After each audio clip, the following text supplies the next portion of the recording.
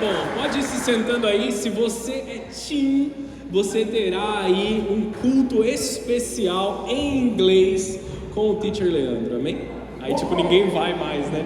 É em português mesmo, é brincadeira, amém? Aí ninguém vai, né? Fala que é em inglês, o pessoal foge. Aleluia, amém? Em nome de Jesus. Vamos indo lá. Deus é bom, amém?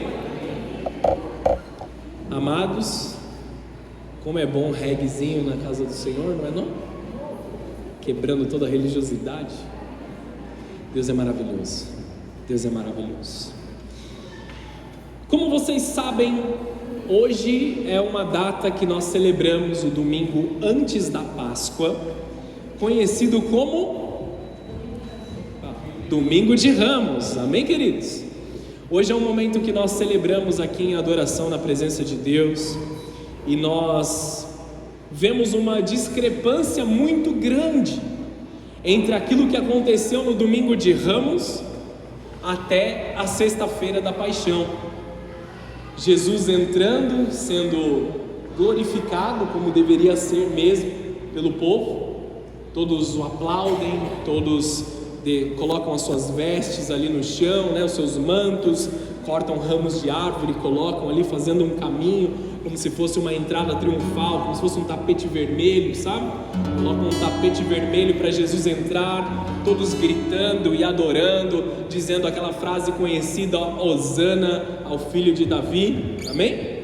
E nós vemos ali uma discrepância absurda entre esse dia, esse domingo, e a quinta-feira à noite, em que os fariseus começam a tramar as escondidas para prender Jesus. Nós vamos falar da Páscoa na semana que vem, e essa é uma das celebrações cristãs mais importantes, se não a mais importante para nós celebrarmos. Mas nós precisamos olhar para Jesus aqui através dessa entrada triunfal, em todas as coisas que Jesus fez e todas as coisas que Jesus quer fazer sobre a nossa vida.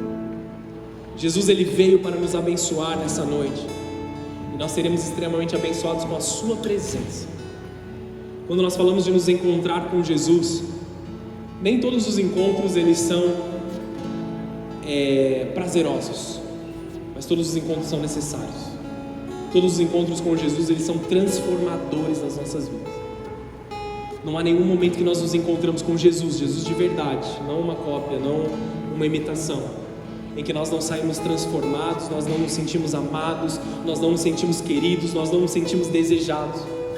Muitas vezes, amados, a correção de Deus vem sobre as nossas vidas, mas mesmo na correção do Senhor, o amor de Jesus, ele é derramado de forma tão grande, que nós somos convencidos a mudar a nossa vida, porque fomos constrangidos por um amor que se entrega a nós ainda mais do que aquilo que nós imaginamos.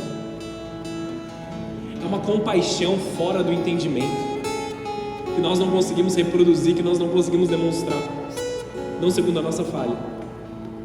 Quando Jesus habita no nosso coração, a gente consegue transferir um pouquinho desse amor, dessa cultura de perdão, dessa cultura de temor e de graça que nós temos falado. Eu tenho falado isso desde o começo do ano, e talvez eu continue falando por alguns anos. Nós não podemos escolher os nossos grandes encontros com Jesus, mas nós podemos escolher nos encontrar com Ele todos os dias.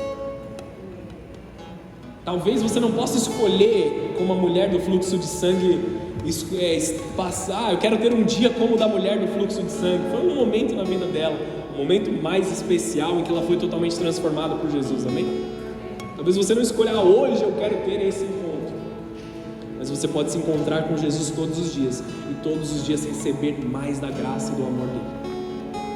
Quanto mais nós decidimos por ter encontros com Jesus, mais próximos nós estamos do grande encontro com Ele, do encontro transformador, do encontro que vai mudar a sua vida, do encontro que vai te gerar salvação e graça de todas as formas, amém?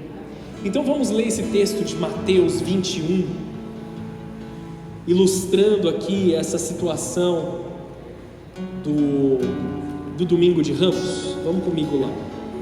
Eu vou ler Mateus 21, compartilhar mais algumas palavras aqui, e nós oramos para dar a introdução dessa palavra. O texto diz assim, amados,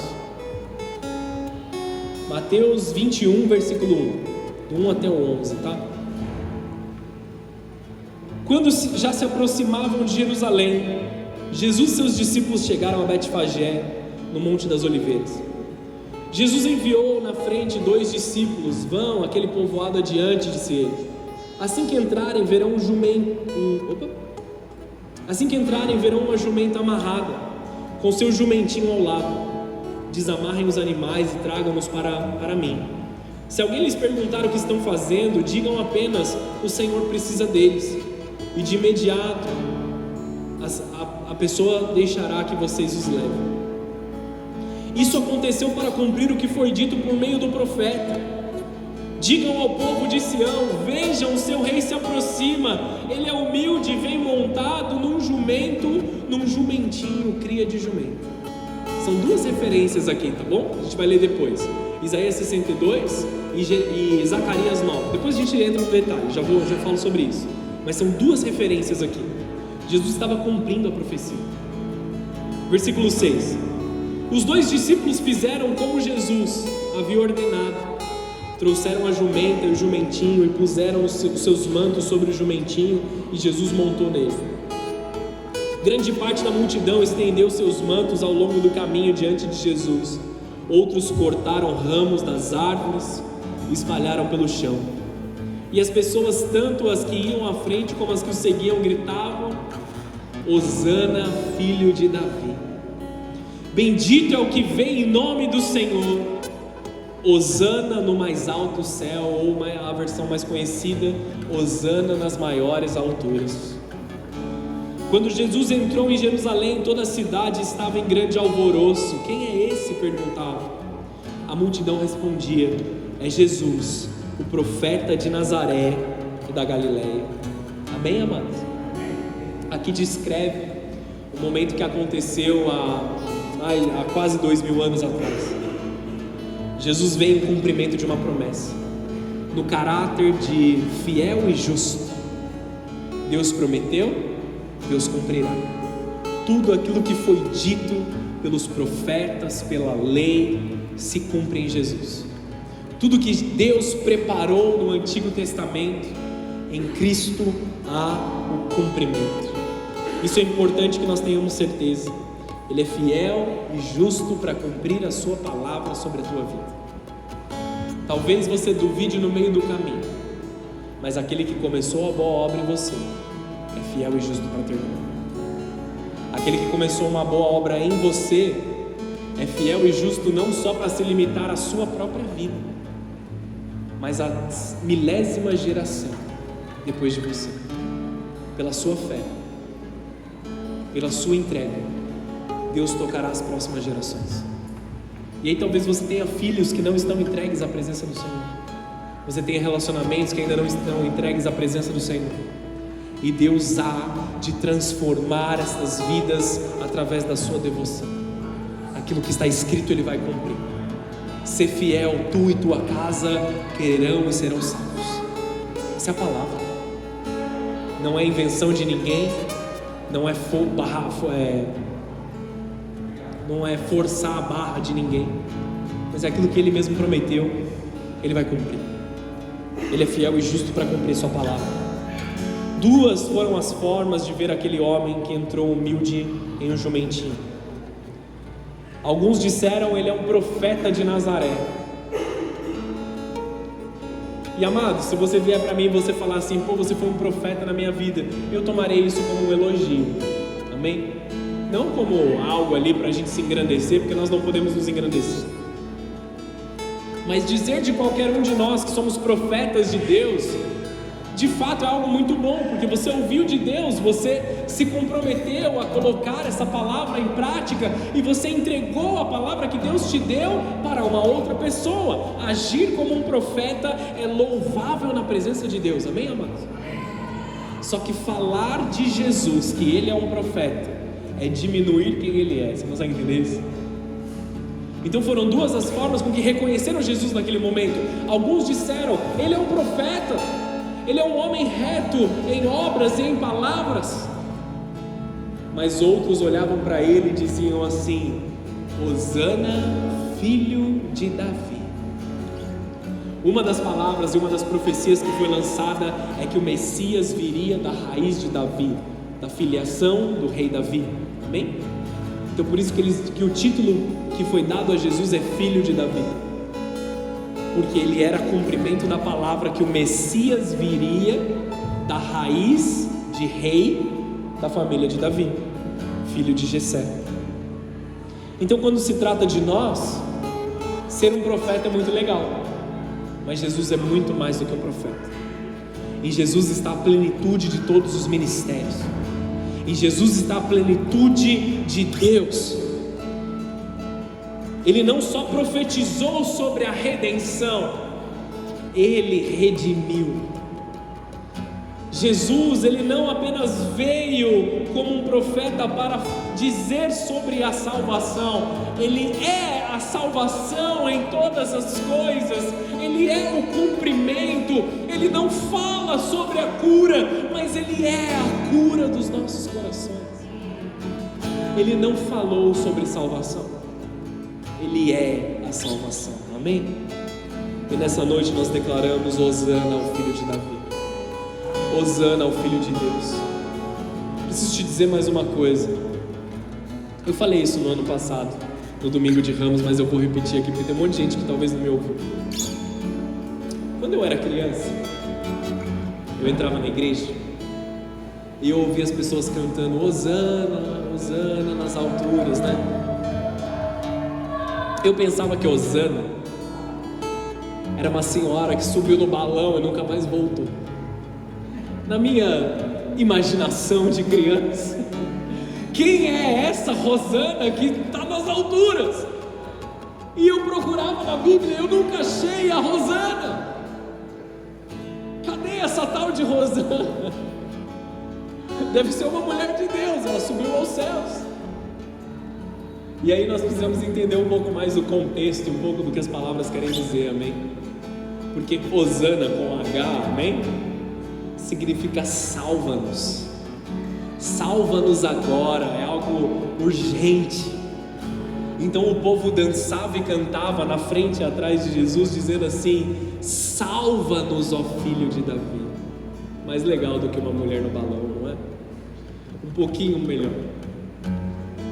Nós estamos aqui olhando para um Jesus que tem poder para nos salvar, que tem poder para nos libertar, que tem poder para nos transformar. Nós estamos olhando para um Jesus que veio aqui para nos salvar, humilde em todas as coisas, montado num jumento, não tinha grandes carros, não tinha cavalos ali, não julgava ter alguma coisa, embora ele tivesse todas as coisas, ele abriu mão de todas as coisas, se humilhou e foi obediente até a morte de cruz. Então feche os teus olhos por um momento, com esse entendimento. Nós clamamos Hosana nas maiores alturas. Senhor Jesus, nós sabemos que o Senhor está aqui. Nós já fomos tocados pelo louvor, nós já fomos tocados pelas orações. Nós sentimos o Senhor aqui. E nós sabemos que o Senhor há de derramar grandes coisas nas nossas vidas nessa noite. Então nós te pedimos, pelo teu grandioso e poderoso amor, salva-nos. Nós sabemos que nós temos muitas pessoas maduras aqui na igreja, em que a salvação já habita no coração deles, em que já estão em direção aos céus. Mas o cumprimento da salvação, ele vai muito além de tirarmos de um lugar de dor e colocarmos em um solo rochoso. Nós sabemos que a sua salvação, ela se completa em nós a cada dia, e ela aumenta nas nossas vidas a cada dia. Então, Filho de Davi, tem misericórdia de nós na nossa fraqueza, tem misericórdia de nós nas nossas dúvidas, tem misericórdia de nós nas nossas necessidades, e vem, Senhor, ao nosso encontro nessa noite. Deus, eu te peço por cada coração, cada família, toca cada um deles nesse momento, Senhor. Vem com provisão dos céus. Bendito é o que vem em nome do Senhor. Hosana nas maiores alturas, em nome de Jesus. em nome de Jesus. Você pode aplaudir o Senhor mais uma vez?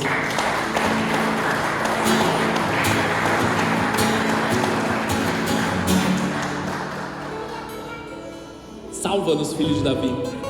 Era aquilo que eles diziam. Salva-nos, filho de Davi.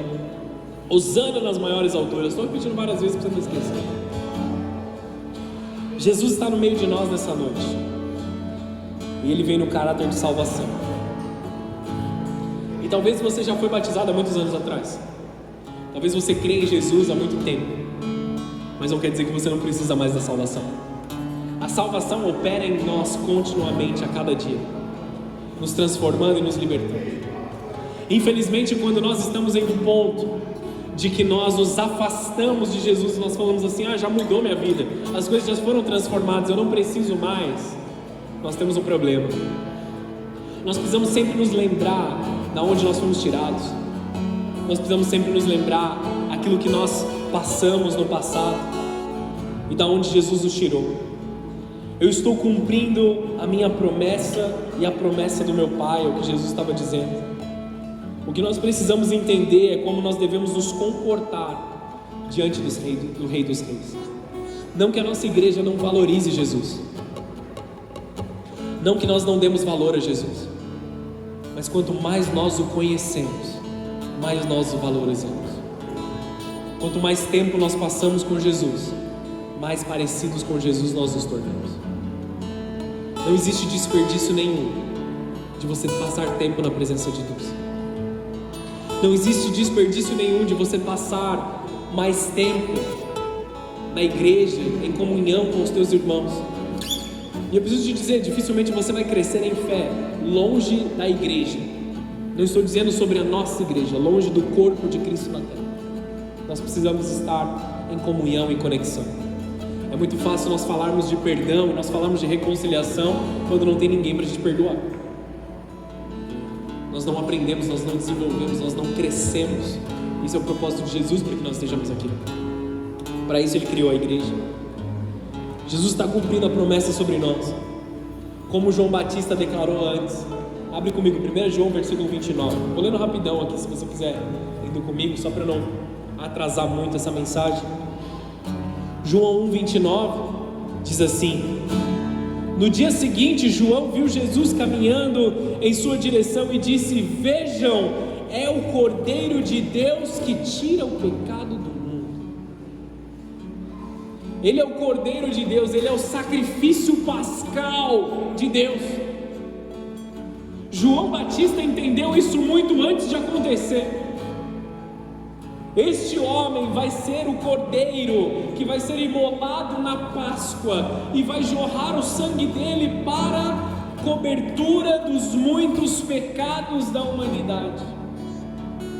Porque Jesus morreu na cruz? Para nos salvar e nos libertar.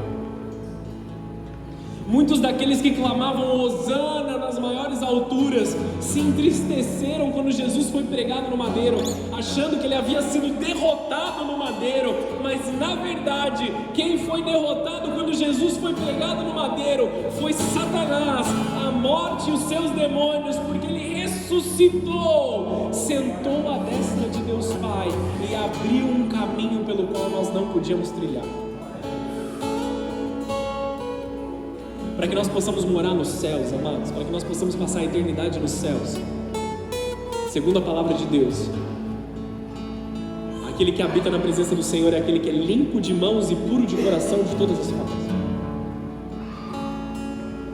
Em outras palavras, o requisito final para morarmos no céu é perfeição. Essa é a realidade. Se nós não somos perfeitos, como nós chegaremos até lá? Quando nós formos pesados na balança, nós seremos encontrados longe de atingir o parâmetro e a medida de Deus. Só que nós não somos pesados na balança. O sacrifício de cruz é pesado na balança. Jesus é pesado. Então, quando nós nos apresentarmos no grande dia, de fato, com os nossos pecados, Jesus vai entrar na frente e vai falar assim: você não precisa apresentar os seus pecados, eu já paguei por eles. Vocês estão entendendo aqui? Preciso que você entenda. Preciso que que você entenda a plenitude daquilo que Jesus fez sobre a tua vida. Muitos dos que clamavam Hosana se entristeceram, viraram as costas para Jesus e voltaram para a sua antiga vida, voltaram para o seu antigo caminho, achando que Jesus havia morrido e perdido a batalha. Talvez ele não fosse o Messias. Nós esperávamos um Messias que viria liderar um exército contra os romanos, nos libertaria, mas não foi esse Jesus. Ele venceu em perdão, ele venceu em amor, ele venceu em justiça e justificação. Quem pode dizer amém para isso? João Batista olhou para ele e falou assim: eu te reconheço, você é aquele que vai morrer por nós, você é aquele que vai tirar o pecado do mundo, você é aquele que vai tirar não só o pecado de dentro de mim, mas o desejo pelo pecado futuro. Você é aquele que vai me santificar, vai me libertar e vai me transformar. Então, amados, a santidade que nós oramos e nós clamamos aqui na igreja, nós pregamos, não é uma santidade que nós podemos produzir, é uma santidade que nós simplesmente deixamos Jesus atuar nas nossas vidas. Quando a palavra de Deus exige santidade de nós, não somos nós que vamos reproduzir santidade, é Jesus através de nós, quando nós damos espaço para Ele. Isso é a obra da salvação em nós. Qual é a evidência de que nós fomos salvos, segundo o escritor e pregador Paul Washer? É que um dia nós nos arrependemos e fomos salvos, e todos os dias nós continuamos nos arrependendo mais e mais de outras coisas. Talvez você já não tenha mais o seu grande pecado para se arrepender. Isso já passou, já não é mais parte da sua vida, você já mudou, você já se transformou. Mas todos os dias nós nos arrependemos de coisinhas pequenas. Nós falamos algo que nós não deveríamos, nós erramos, nós tropeçamos, eu inclusive, amém, amados? O pastor deve acordar flutuando, eu acordo cheio de problema, amados, como vocês. Nós temos a mesma situação, nós somos tão humanos como cada um de vocês. Eles estavam no ápice do ministério de Jesus, a Páscoa. Ela tem a conotação do perdão dos pecados, que Deus passa adiante do povo, como que passando adiante da condenação, Ele não aplica punição. Eles estavam uma semana da consumação da redenção, mas mesmo assim alguns rejeitaram vê-lo como salvação. Alguns olharam, é só mais um profeta, é só mais um homem, é só mais um que talvez vai se perder aí. Vamos para Isaías capítulo 40, versículo 3.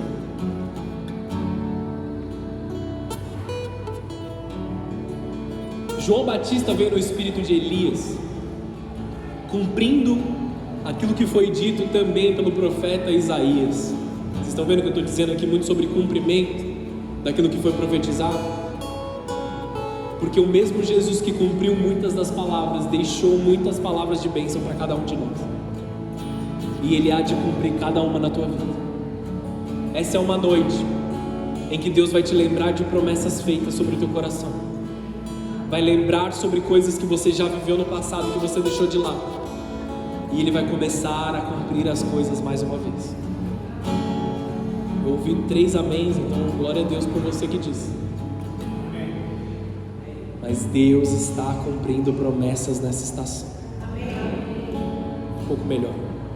Isaías 40, versículo 3 diz assim: ouçam, uma voz clama, abram caminho no deserto para o Senhor, preparem para o nosso Deus uma estrada reta na terra desolada, aterrem os vales, nivelem os montes e as colinas, endireitem as curvas, tornem planos os trechos acidentados. Então a glória do Senhor será revelada e todos a verão. O Senhor falou. Até nós estamos preparando o caminho para a segunda vinda, mas a primeira vinda, quando Jesus teve a sua entrada triunfal, ela foi preparada por João Batista. As pessoas sabiam quem era o Messias porque João Batista preparou o caminho. Ele colocou uma estrada reta para Jesus chegar, e as pessoas já sabiam quem Ele era, já sabiam que Ele era o Messias. Eu quero chamar a atenção a uma questão dessa consagração. Nós fomos chamados para nos preparar para trilhar o caminho, sim, mas enquanto nós preparamos o caminho para outras vidas e outras famílias, nós endireitamos o caminho em nós endireitamos o nosso caminhar, as nossas atitudes, nós endireitamos a nossa fala, os nossos comportamentos, nós endireitamos o nosso olhar, nós endireitamos o olhar pecaminoso e malicioso, nós endireitamos as veredas em nós para que Jesus seja formado nas nossas vidas. Nós somos o cumprimento da profecia de Isaías, assim como João foi o cumprimento na época de Cristo. Nós preparamos o caminho para a segunda vinda de Jesus. Nós não somos como aqueles, embora se arrependeram e voltaram. Nós não somos como aqueles que viram as costas para Jesus no madeiro. Nós não somos aqueles que acham que o ministério acabou e todas as coisas acabaram simplesmente porque a dificuldade está vindo, porque as coisas aconteceram. Nós permanecemos fiéis, nós damos continuidade, nós seguimos adiante, independente daquilo que aconteça. O nosso Jesus pode parecer pequeno aos olhos do mundo, nós continuamos declarando Hosana nas maiores alturas. A salvação que habitou em mim há 14 anos atrás continua habitando mais poderosamente ainda. Porque lá atrás eu tinha um monte de coisa para resolver e agora eu tenho espaço para simplesmente valorizar aquilo que Deus fez na minha vida e deixar Ele continuar fazendo. Esse é o convite para você. Jesus começou a obra em você, dá espaço, Ele quer fazer mais, Ele quer te curar mais, Ele quer te transformar mais. Deus te usou para fazer uma cura, Deus te usou para trazer uma palavra de consolo, Deus te usou para trazer uma palavra de conforto, Deus te usou para abençoar outras vidas. Ele vai te usar muito mais ainda. Hosana nas maiores alturas, amados. A salvação que habitou em você vai habitar através de você. Mais um texto, João 1, versículo 19. Um pouquinho atrás ali do que a gente leu. Esse foi o testemunho de João. Quando os líderes judeus enviaram de Jerusalém sacerdotes e levitas para lhe perguntar: quem é você? Ele respondeu com toda a franqueza: eu não sou o Cristo. Nós somos o João Batista desse tempo, amém? Nós não somos o Cristo. Eu não sou o Salvador. Vocês olharem para o pastor Henrique e falaram assim: pastor, me dá uma ajuda, me salva, me ajuda, desculpa, eu não sou o Cristo. Não espere de mim aquilo que só Jesus pode fazer na sua vida, amém?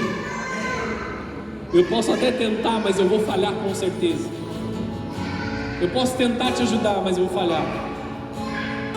O Cristo é Jesus, Ele que há de fazer grandes coisas em nós, e nós precisamos aprender a nos comportar dessa forma, não esperando de homens aquilo que Jesus pode fazer. Durante o louvor, eles cantaram aquela canção, e eu me lembrei dessa ministração.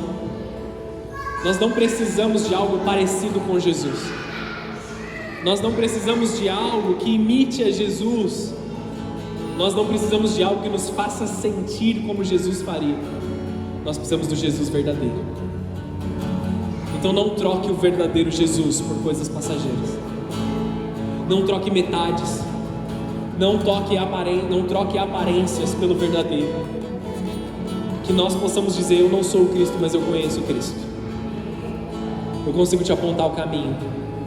Eu não sou o Cordeiro que morreu, mas eu consigo te apontar quem é o Cordeiro. Eu não morri na cruz por você, mas eu consigo te apontar o destino. Nós aqui não conseguimos salvar ninguém, Jesus é a salvação. E Jesus há de continuar salvando cada um de nós. Não espere de eventos o que encontros genuínos com Deus vão proporcionar nessa temporada. Que o Senhor nos dê fome e sede de ouvir a Ele. Que o Senhor abra os nossos olhos, abra os nossos ouvidos nesse tempo, para que nós possamos ver a salvação genuína operando. Que o Senhor santifique a nossa visão e devoção ao verdadeiro Senhor. Nós não somos dignos de desatar as sandálias dele, amado. Nós precisamos nos manter pequenos. Nós carecemos de um toque do Senhor nas nossas vidas. Ele é a pessoa mais importante aqui, em qualquer outro lugar que a gente esteja. Que o Senhor restaure a nossa fome por Ele. Um texto que estava se cumprindo nesse momento, Isaías 62, versículo 11. O Senhor enviou essa mensagem até os confins da terra: digam ao povo de Sião, vejam, o seu Salvador se aproxima, olhem, Ele traz consigo a sua recompensa. Sabe o que é esse galardão, essa recompensa? E a gente canta isso naquela música, né? É Ele, por Ele e tal. Vou tentar cantar porque vocês vão achar o máximo minha voz.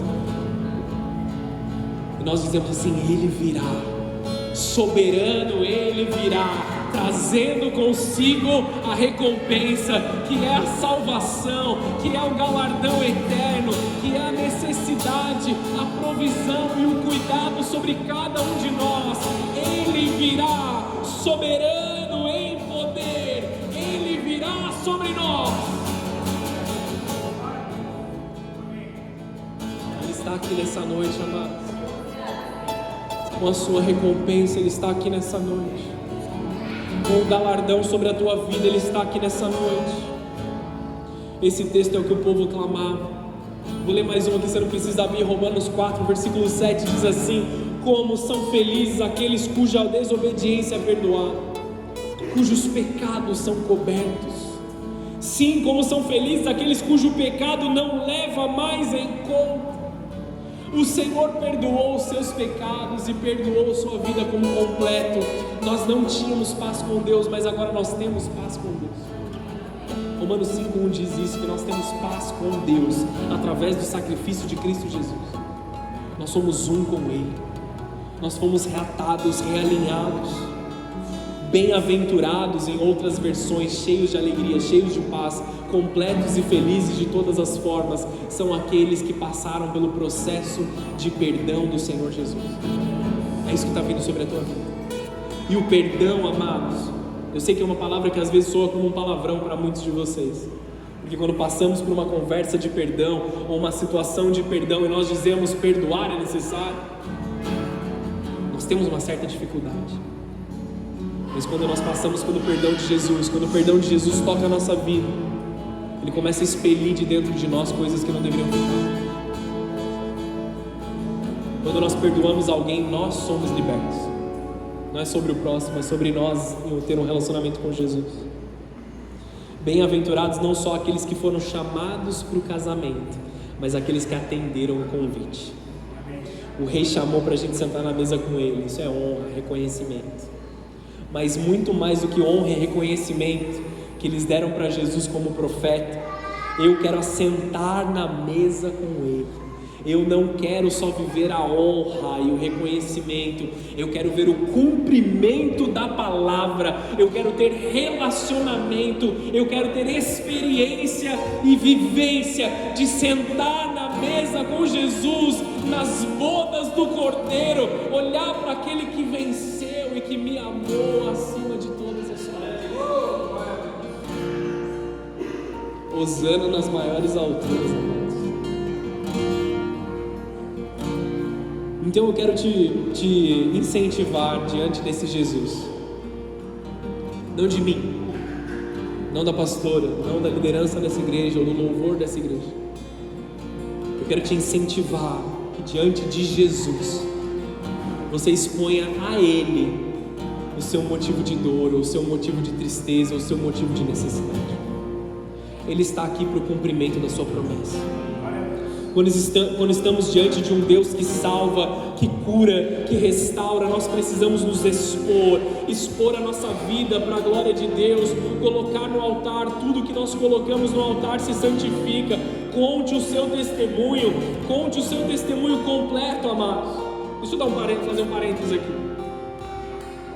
Nós estamos vendo, amados, muitas lideranças evangélicas, cristãs, nesses últimos dias, sendo derrubadas pelas suas falhas, coisas que eles estavam guardando ali de muitos anos atrás, ou coisas que eles faziam como um pecado de estimação. E eu preciso te dizer uma coisa, amados: conta o seu testemunho completo. Conta o seu testemunho completo, porque se você contar o seu testemunho em parte, Satanás vai contar o resto dele. Sabe quando você faz o poço um pouquinho menos profundo?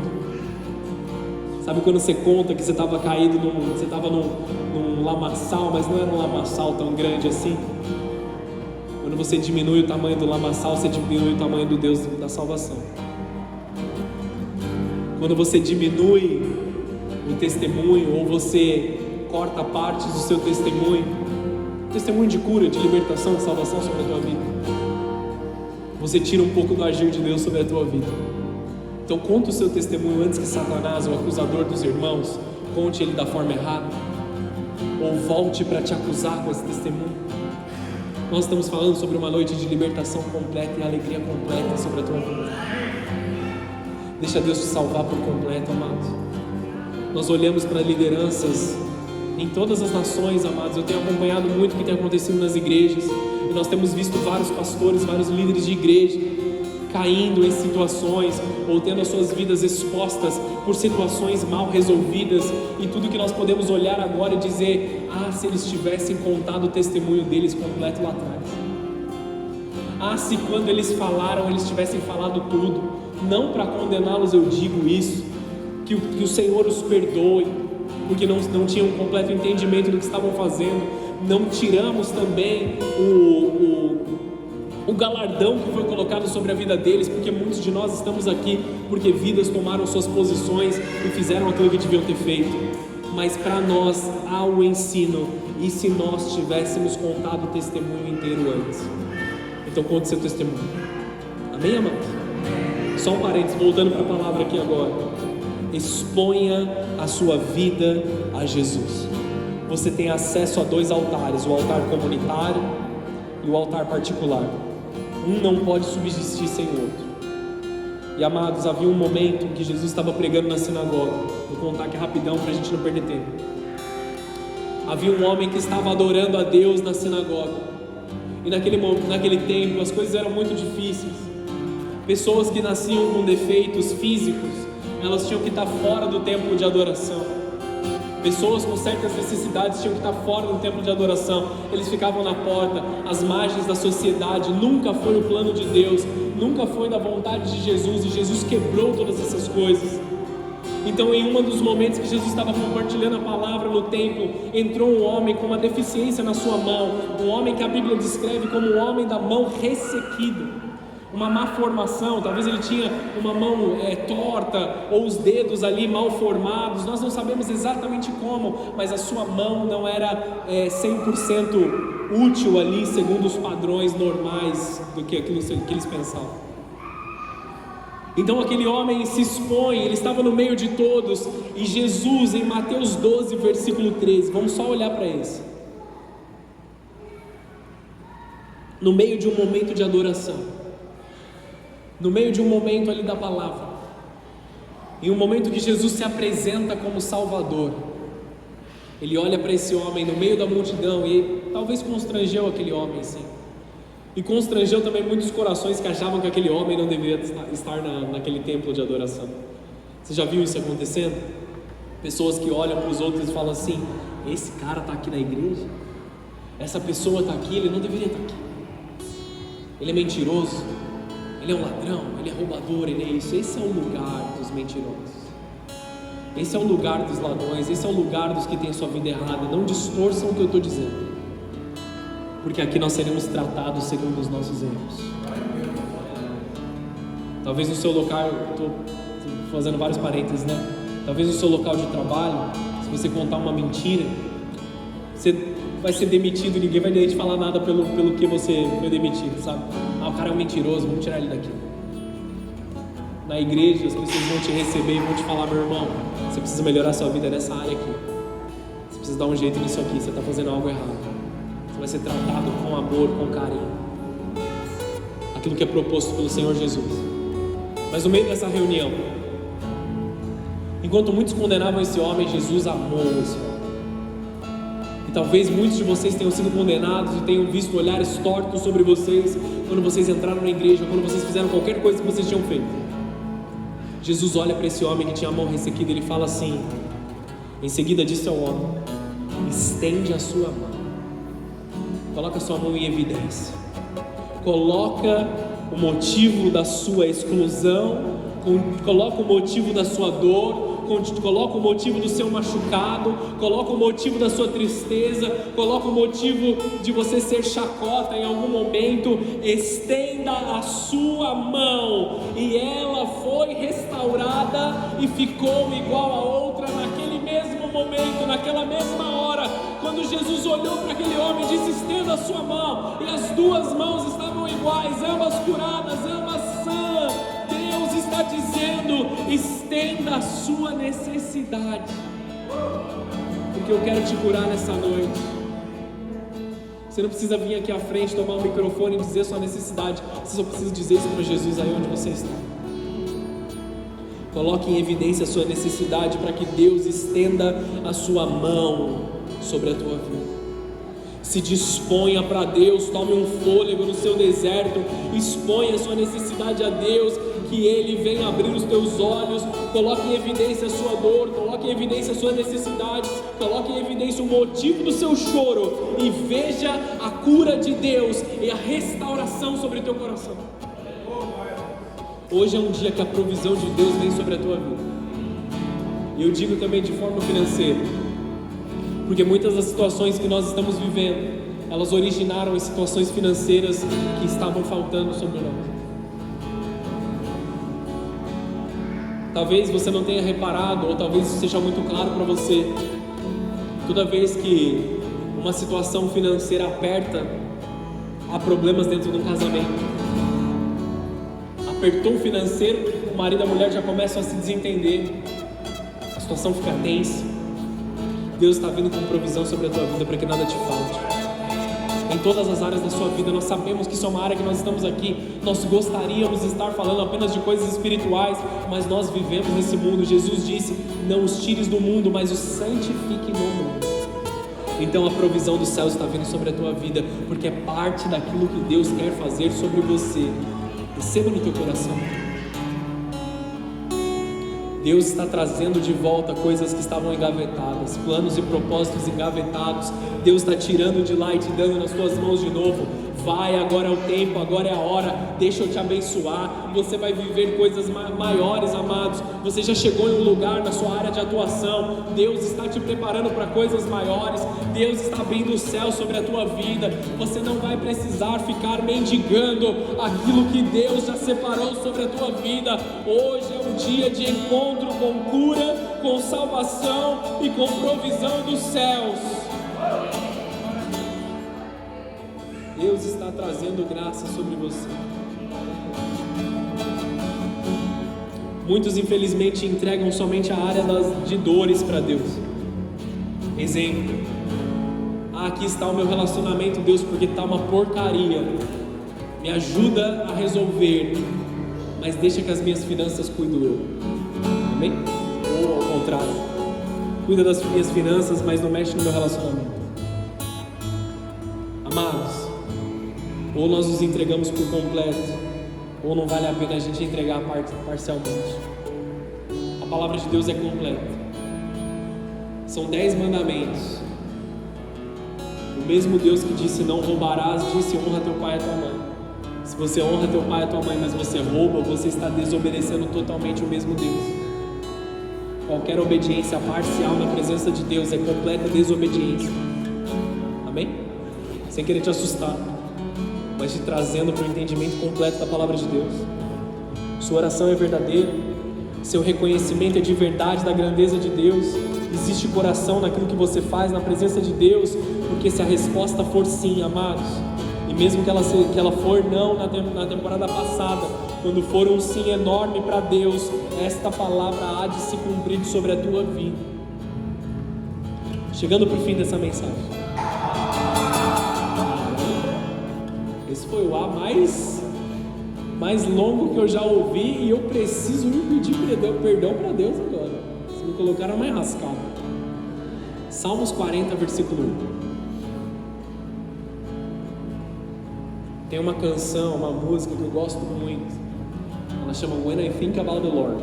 E ela se traduz em Quando eu penso no Senhor. Eu não sei quem é a banda original que escreveu isso, mas eles escreveram sobre esse texto de Salmos 40. Esperei com paciência no Senhor, E ele se voltou para mim e ouviu meu clamor. Tirou-me de um poço de desespero, de um atoleiro de lama, pôs os meus pés sobre uma rocha e firmou os meus passos. Deu-me um novo cântico para entoar, um hino de louvor ao nosso Deus. Muitos verão o que Ele fez, temerão e confiarão no Senhor. E eu quero ler a tradução da música para vocês, para entrar no seu coração. Diz assim: quando eu penso no Senhor, como Ele me salvou, como Ele ressuscitou, como Ele me ressuscitou, quando Ele me encheu do seu Espírito Santo, como Ele me curou completamente, quando penso no Senhor, como Ele me pegou e me mudou, como Ele colocou os meus pés na terra firme, isso me faz querer gritar: aleluia, obrigado Senhor. Senhor, você é digno de toda a glória, de toda a honra e todo o louvor. A música repete isso várias vezes por mais de meia hora. E eu, antes de vir aqui para a igreja, eu estava mergulhado nesse louvor. Quando eu penso no Senhor, como Ele me curou, como Ele me libertou, quando Ele me tirou de um poço, de um lamaçal e firmou os meus pés na rocha, aí eu consigo entrar na presença dEle com ação de graças. Algo que o povo também declarava em meio àquela multidão era o cumprimento dessa outra palavra de Zacarias 9:9. Alegre-se, ó povo de Sião, exulte, ó preciosa Jerusalém, vejam, o seu rei está chegando, ele é justo e vitorioso, também é humilde, vem montado em um jumento, num jumentinho, cria de jumento. Quando Jesus estava montado naquele jumento, entrando na cidade em sua glória, Ele está dizendo assim: pessoal, lembra de Zacarias? Lembra o que Zacarias falou? Eu sou o Messias. Quando existe necessidade, Jesus se mostra como salvação. Eu não preciso de Deus, eu faço do meu jeito, eu resolvo do meu jeito. Os sãos não precisam de médico. Mas se você reconhece a sua necessidade, Jesus tem salvação para você. Vou ler o último texto e prometo que encerro. Sério. Marcos 10:46.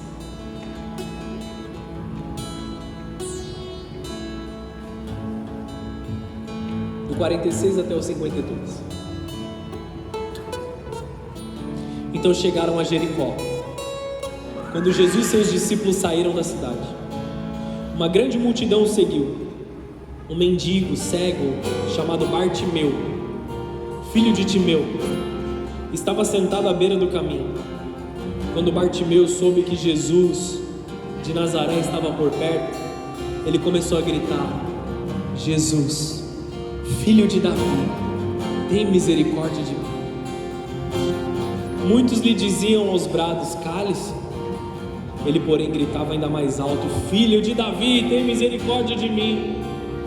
Quando Jesus o ouviu, parou e disse: falem para ele vir aqui. Então chamaram o cego e disseram: anime-se, disseram, venha, ele o está chamando. Bartimeu jogou sua capa para o lado, levantou-se de um salto e foi até Jesus. O que você quer que eu te faça? Perguntou-lhe Jesus. O que queres que te faça? O cego respondeu: Rabi, que quer dizer mestre, eu quero enxergar.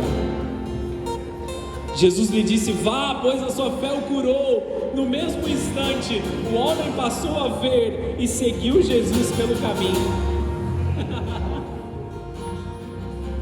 O que queres que te faça? Jesus pergunta. Ei, eu vi sua fé. Eu vi sua fé clamando: filho de Davi, tem misericórdia de mim. Filho de Davi, tem misericórdia de mim. Amados, imagina essa cena. Vários homens sentados ali às margens da sociedade, pedindo as coisas. Já te expliquei, aqueles que ele era cego, ele estava ali como um mendigo naquele momento. Vários outros ao redor dele: filho de Davi, tem misericórdia de mim. Filho de Davi, eu preciso de uma intervenção, eu preciso de um toque. Filho de Davi, vem aqui, eu preciso te encontrar. E aí muitos diziam: fica quieto aí, Bartimeu. Cala a boca, Bartimeu, quem você pensa que você é?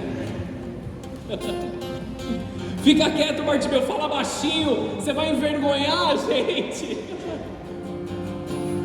Bartimeu, que vergonha, cara, para de gritar aqui. Isso é tudo que a gente tem, é assim que vai ser para sempre. Bartimeu não quis nem saber. Ele é o Messias, ele é o meu Salvador. Filho de Davi, tem misericórdia de mim. Filho de Davi, tem misericórdia de mim. Hosana ao filho de Davi. E aí Jesus fala: vem ao meu encontro. O que queres que te faça? Feche seus olhos, abaixe sua cabeça. O que queres que te faça? Está perguntando o Senhor sobre a tua vida. Qual a sua área de dor? Qual a sua área de dificuldade? Qual a área da sua vida está passando por uma necessidade? Ei, amados, calem todas as vozes ao seu redor. Amados, não deixem que te digam não vão até a presença de Deus. Não deixem que te digam não há mais chance, não há mais recursos, está tudo acabado. Não deixem que te digam que está acabado.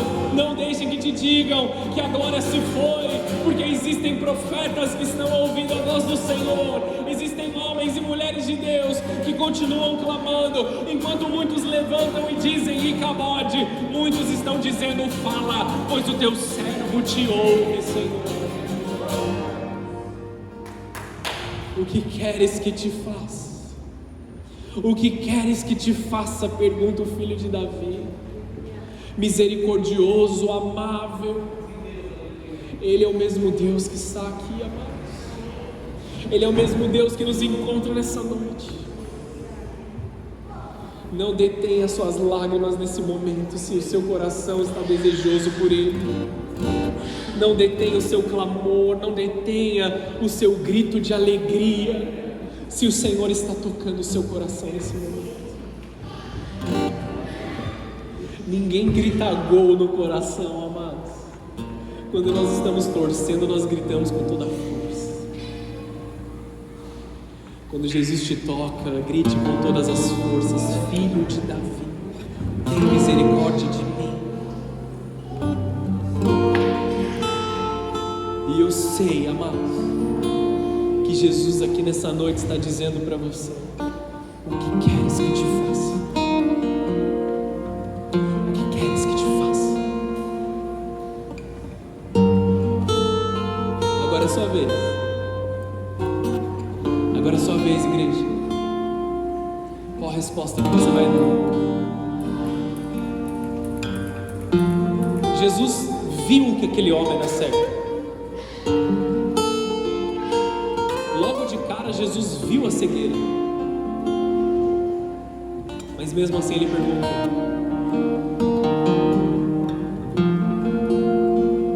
eu já vi que você tem fé para vir até a minha presença. O que queres que eu te faça? Só Deus sabe o quanto você venceu para estar aqui nessa noite. A gente pode até imaginar e pensar, mas só Deus sabe o quanto você venceu para estar aqui.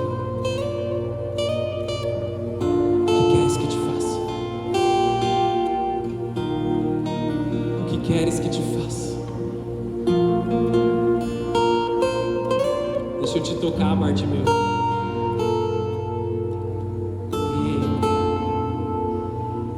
Espírito Santo, vem. Espírito Santo,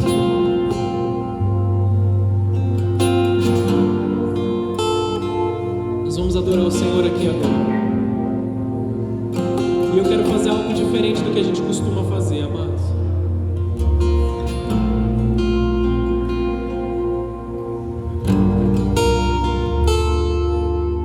Se você quiser, obviamente. Mas eu queria te convidar, enquanto nós adoramos ao Senhor, enquanto nós cantamos aqui, você vem até a frente,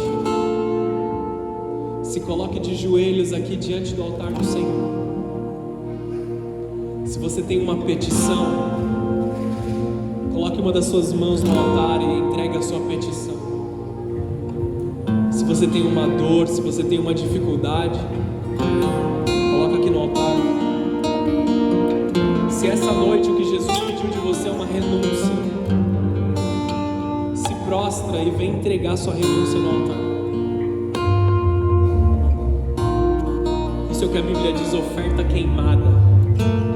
Nós somos oferta queimada. Nós somos oferta queimada. Enquanto nós adoramos, vem aqui e gasta o tempo que você precisar na presença de Deus. Se você deixar os outros mendigos te dizerem que se cale, você estará deixando de lado algo grande de Jesus. Então só vem. Eu sou o primeiro. Vamos adorar o Senhor.